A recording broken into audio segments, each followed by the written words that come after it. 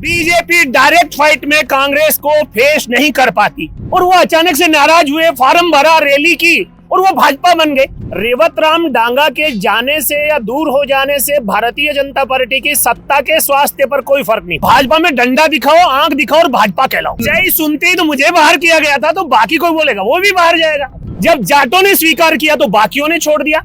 रेवत राम डांगा के साथ में राजस्थान में भारतीय जनता पार्टी में क्या चल रहा है, ये निरंतर हम आप तक पहुंचा रहे हैं। अब एक बड़ा सवाल खड़ा हो रहा है। वो सवाल ये है कि क्या रेवत राम डांगा पर अगर भारतीय जनता पार्टी अनुशासन के तहत कार्रवाई करती है तो क्या रेवत राम डांगा राजस्थान में जाटों का एक बड़ा नेता बन सकता है? क्या रेवत राम डांगा की तरफ सिंपैथी आ सकती है? दूसरा सवाल ये है कि रेवत राम डांगा से एकदम से भारतीय जनता पार्टी को ऐसी क्या एलर्जी हो गई कि एकदम से पीछे हटना पड़ गया, क्योंकि कई ऐसे किस्से हुए हैं जहां पे पार्टी ने अपने लोगों को बचाने का प्रयास किया है, पर रेवत राम डांगा के केस में ये होता नजर नहीं आ रहा है। पार्टी बचाने का प्रयास करती नजर नहीं आ रही है। मदन राठौड़ निरंतर बयान दे रहे हैं और वो बयान ये बता रहे हैं कि उनका मूड कुछ और है। आज मेरे साथ हैं भारतीय जनता पार्टी के पूर्व प्रदेश प्रवक्ता कृष्ण कुमार जानू। आप जाट समाज के बड़े नेता हैं और जाट सभा में आपके पास महासचिव का दायित्व भी है, और चूंकि रेवत राम डांगा जो है वो भी जाट समुदाय से आते हैं। क्या जानू साहब ये जंजीर पिक्चर थी, मैंने सुना था, अब उसमें क्या था कि कई बड़े बड़े हीरो ने काम करने से मना कर दिया तो अमिताभ बच्चन की एंट्री हुई। क्या रेवत राम डांगा इस पूरे एपिसोड से अमिताभ बच्चन बनते नजर आ रहे हैं या ये फ्री होते नजर आ रहे हैं? आप कैसे देख रहे हो? देखो, डांगा की राजनीति जो है हनुमान बेनीवाल के सानिध्य में खड़ी हुई और उन्हीं के सानिध्य में वो एक सरपंच से नेता बन गए। लेकिन जब भारतीय जनता पार्टी को हनुमान बेनीवाल ने चुनौती दी तो भारतीय जनता पार्टी के खेमे के लोगों ने प्रयास किया और उसी के घर में से डांगा को निकाल कर अपने खेमे में ले आए, काम में लिया, हनुमान बेनीवाल को चुनाव हराया। और अब जबकि हनुमान राष्ट्रीय राजनीति में और प्रदेश की राजनीति में भारतीय जनता पार्टी के लिए चुनौती बन रहा है, तो भाजपा उसकी सुविधा की राजनीति करने लगी है। तो हनुमान ने भी अपनी राजनीति में उतार चढ़ाव का खेल बहुत बारीकी से खेला है, और जब उसको जरूरत पड़ी भाजपा के खेमे में आए, जब उसको जरूरत पड़ी कांग्रेस को काम में लिया, जब उसको जरूरत पड़ी बीजेपी को काम में लिया। और अभी ये जो खेल है रेवत राम डांगा के जाने से या दूर हो जाने से भारतीय जनता पार्टी की सत्ता के स्वास्थ्य पर कोई फर्क नहीं पड़ेगा। ठीक है, लेकिन 28 में तो चुनाव में जाना पड़ेगा ना। मैं आपको एक बात कहूँ कि 28 की चिंता है किसको? भारतीय जनता पार्टी की आज की जो कार्य पद्धति है उसमें कहीं 28 की झलक दिखती है क्या? भारतीय जनता पार्टी वर्तमान में मस्त है। आपने कहा वर्तमान में मस्त है, लेकिन सुरेंद्र शर्मा आए थे अटल बिहारी वाजपेयी की जन्म शताब्दी के ऊपर जो है वो एक कार्यक्रम करवाया गया, कवि सम्मेलन, उसमें सुरेंद्र शर्मा आए थे। हालांकि सुरेंद्र शर्मा कवि हैं और उनको लेके काफी नाराजगी है भाजपा के कार्यकर्ताओं में, क्योंकि वो मंच से ये कह गए कि जयपुर वालों से क्या बात करूं, ये तो 5 साल में खसम बदल लेते हैं। देखो, सुरेंद्र शर्मा तो कवि है और कवि हृदय जो है वो निर्मलता के साथ सच्चाई बोलता है, और सच्चाई एकदम से भाजपा थोड़ी सुनती है। सच्चाई सुनते ही तो मुझे बाहर किया गया था, तो बाकी कोई बोलेगा वो भी बाहर जाएगा। ठीक है साहब, लेकिन मदन राठौड़ ने तो नकार दिया। उन्होंने कहा कि सुरेंद्र शर्मा, मदन जी राठौड़ भाजपा नहीं है। अभी 2023 के चुनाव में उनको टिकट तक नहीं मिला था और वो अचानक से नाराज हुए, फॉर्म भरा, रैली की और वो भाजपा बन गए। तो भाजपा में डंडा दिखाओ, आंख दिखाओ और भाजपा कहलाओ। मदन जी उसके ताजा उदाहरण है, पहले भी बहुत ऐसी घटना हुई है। और भाजपा अपने लोगों को काम लेने के बाद किस प्रकार अकेला छोड़ देती है। जितेंद्र गोठवाल पर जब मुकदमा लगा, जेल गए, तो आपने देखा नहीं, भाजपा ने दामन छिटक दिया था। ये डांगा कोई उदाहरण नहीं है, इससे पहले भी भाजपा में कई पदाधिकारी इस प्रकार की भाजपा की उपेक्षापूर्ण राजनीति को भुगत चुके हैं। विशेषकर ओबीसी, एससी, एसटी के लोगों को तो भाजपा दूध से मक्खी की तरह निकाल कर फेंक देती है। डांगा वाले विषय को कैसे देख रहे हो आप? क्या डांगा को जाट समुदाय की सिंपैथी मिलेगी या मिलती नजर आ रही है? देखो, डांगा को पहले भाजपा ने नागौर के जाट स्वाभिमान की राजनीति करने वाले हनुमान के खिलाफ काम में लिया है, विलेन के रूप में, और अब हनुमान के लिए भाजपा जो है वो डांगा की बलि ले रही है। दोनों तरफ भाजपा ने खेला है, डांगा शहीद हो रहे हैं। जाट उसमें क्या कर सकते हैं? जाटों ने तो तब डांगा को थोड़ी कहा था हनुमान को छोड़ के भाजपा में चले जाओ। भाजपा से तो जाटों की नाराजगी लगातार है, और जाटों में भाजपा उन्हीं को पकड़ कर लाती है जो भाजपा के काम आ सकते हैं। प्रमाणिक वैचारिक की जरूरत नहीं है, दिखाने के लिए लिखने के लिए जाट है तो भाजपा का काम चल जाता है। पर आप जाट और भाजपा के ऊपर बड़ी बड़ी बात कह रहे हो, लेकिन भाजपा ने जाट को तो प्रदेश अध्यक्ष बनाया था भाई। सतीश पूनिया बड़ा नाम है प्रदेश की राजनीति का, हरियाणा के चुनाव प्रभारी अभी भी हैं, राष्ट्रीय लेवल पे बातें चल रही हैं, अध्यक्ष रहे हैं वो इस पार्टी के। देखो, मैंने फिर एक शब्द बोला, सतीश जी बीजेपी के अध्यक्ष जरूर रहे, पर वो जाटों में क्या रहे? सतीश जी जाटों में यूनिवर्सिटी का जब चुनाव लड़े थे तो सारे जाटों ने कहा कि चलो भाई बीजेपी एबीवीपी सतीश को मान रही, अपने भी मान लो। और सतीश का क्या हश्र हुआ था? जब जाटों ने स्वीकार किया तो बाकियों ने छोड़ दिया। सतीश जी के साथ यही तो हुआ। अभी अध्यक्ष रहते हुए उनको जाटों ने मुख्यमंत्री देखना शुरू किया तो भाजपा ने उनको निपटा नहीं दिया क्या? तो कुल मिलाकर के कौन कहां कब कैसे किसको निपटा रहा है राजनीति के खेल में। भजनलाल जी का भाग्य अच्छा है कि वो लगातार इस पर्ची के बाद अपनी सरकार चला रहे हैं। विकल्प के रूप में राजस्थान में दिल्ली को कुछ नजर नहीं आ रहा है, और वसुंधरा जी जब तक संयम में है, राजस्थान में ये जो खेल चल रहा है ये चलता रहेगा। लेकिन 28 की संभावनाओं को ये चुप्पी और ये खेल खत्म कर रहा है, इस बात से इनकार नहीं किया जा सकता।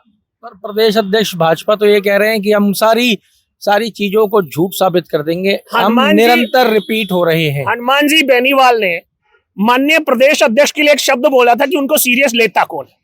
आरएस परीक्षा आगे बढ़ाने के नाम पर उन्होंने जो बयान दिया था, धरने पर जाकर बोले थे, सरकार ने उनके मुंह पे थूक नहीं दिया था। कहां है प्रदेश अध्यक्ष की बात में गंभीरता और सच्चाई? कौन सी पार्टी उनके पीछे खड़ी है? कौन सी सरकार उनके पीछे खड़ी है? कहने को वो हमारे प्रदेश अध्यक्ष हैं, और किस प्रकार के प्रदेश अध्यक्ष हैं। कार्य समिति कैसी बनी है? कार्य समिति जो हमारे अशोक जी परनामी से लेकर के अब तक जो पदाधिकारी चले आ रहे हैं वही पार्टी चला रहे हैं। ये तो नाम के डमी अध्यक्ष। तो फिर जब अध्यक्ष अपने कथन की सुरक्षा सरकार से और पार्टी से नहीं करा सके, उसकी अध्यक्षता पर सवाल तो उठेंगे। कमजोर अध्यक्ष है, अपने पक्ष वालों को भी बचाव नहीं कर पाता है और जनता में कोई संदेश भी नहीं दे पाता है। तो फिर प्रदेश अध्यक्ष जब ये कह रहे हैं कि रेवत राम डांगा के ऊपर अनुशासन कमेटी कार्रवाई करेगी, तो क्या इस बात अनुशासन कमेटी खुद कितनी अनुशासित है? जिस अनुशासन कमेटी के ओंकार सिंह जी लखावत अध्यक्ष हैं, वसुंधरा जी जब मुख्यमंत्री थी तो वो कितने अनुशासित थे? भाजपा में मैंने बोला ना, अनुशासनहीनता करो, अनुशासन कमेटी के अध्यक्ष बन जाओ, बगावत करो, प्रदेश अध्यक्ष बन जाओ, बगावत करो, पद प्राप्त करो। यहां तो वो शब्द बहुत हल्का है, भाजपा की वो करो और वो बन जाओ। रेवत राम डांगा की राजनीति कैसे देख रहे हैं साहब आप? देखो, रेवत राम डांगा भारतीय जनता पार्टी के एसेट नहीं है। रेवत राम डांगा हनुमान जी के प्यादे थे। अब हनुमान जी ने बीजेपी प्रदेश अध्यक्ष को गंभीरता से कौन लेता है का बयान देकर के बाध्य कर दिया कि वो डांगा की छुट्टी करे और हनुमान के इशारों पर नागौर की राजनीति करे। हनुमान के इशारों पर नागौर की राजनीति कैसे चलेगी? समझ लो आप, उसके पीछे का मोटिव समझ लो। बीजेपी डायरेक्ट फाइट में कांग्रेस को फेस नहीं कर पाती, इसलिए ट्रायंगल इलेक्शन डिजाइनिंग की वर्किंग चालू है। और वो नागौर हर जगह, वो कहीं नरेश होगा, कहीं हनुमान होगा, कहीं राजेंद्र गुड़ा होगा, कहीं राजकुमार रोत होगा। Bharatiya Janata party triangle situation create करने के लिए मन बना चुकी है। सीधी लड़ाई से तो भागना पड़ रहा है। सीधी लड़ाई जहां कहीं भी होती है उसकी सजा भाजपा को मिलती है। और अभी नगर पालिका के पंचायत राज के चुनाव आ रहे हैं, तो नागौर में पिछली बार हनुमान जी बेनीवाल पंचायत राज के चुनाव में बहुत मात खा गए थे, बहुत ज्यादा अच्छा प्रदर्शन नहीं कर पाए थे। अब क्योंकि अलग प्रकार का माहौल है और जिस प्रकार का समीकरण और सिनेरियो है, उस सारे में भारतीय जनता पार्टी के जो रणनीतिकार हैं, बीजेपी अभी बड़ी बड़ी बातें कर रहे हैं। कार्यालय के बाहर आप बैठे हैं, फोटो देख लीजिए। बीजेपी के कार्यकारी राष्ट्रीय अध्यक्ष का आपको एक फोटो नहीं मिलेगा। अंदर लगे हुए हैं। अंदर तो लगाना मजबूरी है, वो अंदर की ही बात है, वो बाहर पब्लिक की बात नहीं है। भारतीय जनता पार्टी पब्लिक से कट गई है। अंदर में तो आप किसी को कुछ भी बना सकते हो। अंदर खाने आपके किससे अंतरंग रिलेशन है, कोई विश्लेषण थोड़ी होता है। बाहर जाओगे तो सबको पता चलता है ना, बाहर कुछ नहीं। इतना जो आज आपका गुस्सा देखने को मिल रहा है, नॉर्मली देखने को मिलता नहीं है। नहीं, तो, मैं बिल्कुल गुस्से में नहीं, वो ठंडे मन से बात कर रहा हूँ। सच्चाई में थोड़ा गुस्सा लगता है लोगों को, मुझे गुस्सा आता नहीं है। तो मेरा सवाल यही है कि भाजपा से जो इतनी नाराजगी है, वो डांगा को मुझे एक बात बता दीजिए। वो जाट समुदाय के आप एक बड़े नेता हो, एक जाट के ऊपर सवाल खड़े हुए हैं, इसलिए इतनी नाराजगी है या इतनी कड़वाहट कैसे आ? नहीं नहीं, मैंने आपको बोला ना, रेवत राम डांगा पहला शिकार नहीं है भाजपा का। इससे पहले जितेंद्र गोठवाल भी शिकार रह चुका है। जब वो संकट में आया तो भाजपा ने साथ छोड़ दिया था। अभी मेरा जो गुस्सा है वो इस बात का है कि भारतीय जनता पार्टी, जिसके लिए मैंने जीवन के 35 साल दिए, वो नागौर में और रामगढ़ शेखावाटी में सभा करने गई थी। नागौर की राजनीति और रामगढ़ शेखावाटी सीकर की राजनीति जाट डोमिनेटेड पॉलिटिक्स है। दोनों जगह मंच पर कौन बैठे थे, किसको तवज्जो दी जा रही थी? क्या नागौर के मंच पे ज्योति मृधा को या डांगा को दिखाया जा रहा था जो उपचुनाव जीत कर आया था? जाटों को तो नाराजगी का संदेश दिया है, इग्नोर करने का संदेश दिया है। और रामगढ़ शेखावाटी की सभा में राजेंद्र राठौड़, जो 11 लोकसभा हराने का जिम्मेदार है, प्रत्यक्ष भाजपा के नेताओं ने बोला है, वो मंच पे बैठा था और लोकसभा का चुनाव लड़ने वाले कहीं धूल छांक रहे थे। तो भारतीय जनता पार्टी जिस दिशा में जा रही है उस पर भाजपा पे गुस्सा नहीं आया। हमारी 35 साल की मेहनत पानी पी रही है तो गुस्सा नहीं है तो क्या होगा भाई?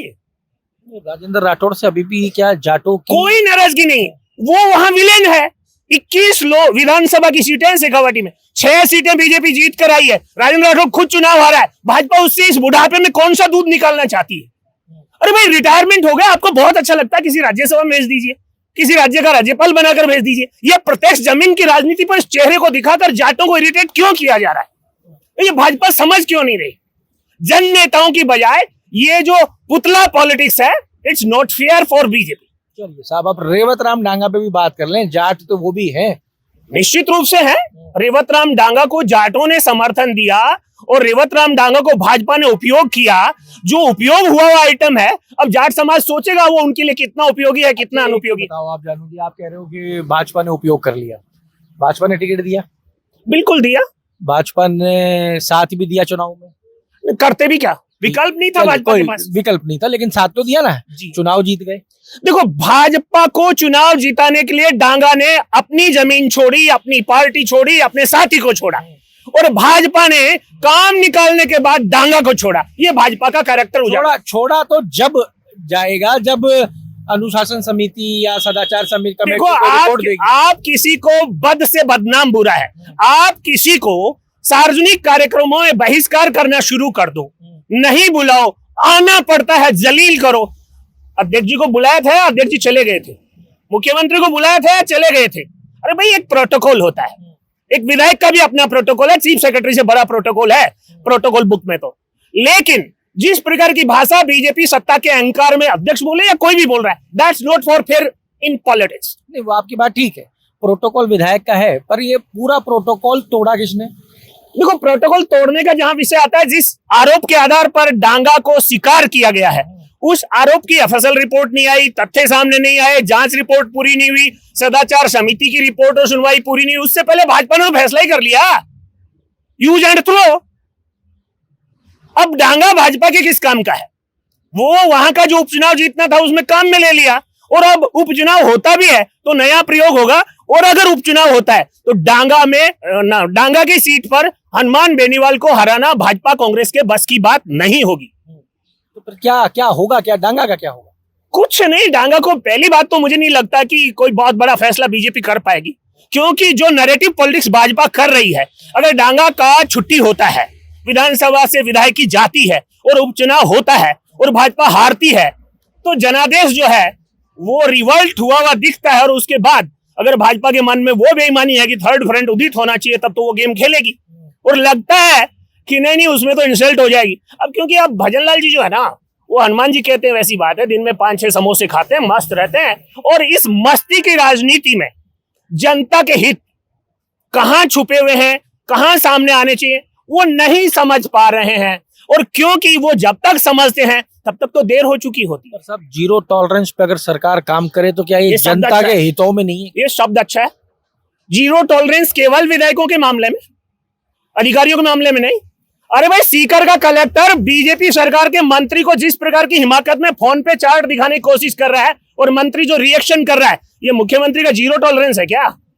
राज जो है मुख्यमंत्री का नाम है, अधिकारी चला रहे हैं। साहब, ये आप सुन रहे थे कृष्ण कुमार जानू को, जो जाट महासभा के महासचिव हैं साहब, और भाजपा के लिए तो जो इन्होंने कहा वो आपने सुन ही लिया। लेकिन रेवत राम डांगा को लेकर, जैसे कि हम पहले भी चर्चा कर चुके हैं, यहाँ पे दो चीजें हैं जो हो सकती हैं। भाजपा अगर कोई बड़ा फैसला कर देती है इस पे, तो जाट समुदाय का जो एग्रेशन और आक्रोश आप देख रहे थे जानू जी में, वो आपको हो सकता है समाज के अंदर भी नजर आ जाए। और भाजपा अभी इस स्थिति में नहीं है कि एकदम से जाटों को अपने खिलाफ कर ले, पहली चीज। दूसरी चीज, अगर भाजपा कोई बड़ा फैसला करती है तो भाजपा को यह भी डर है कि ये सीट कहीं ना कहीं हाथ से ना निकल जाए, क्योंकि अंता के बाद में ये दूसरी हार जो है वो झोली के अंदर आ जाएगी।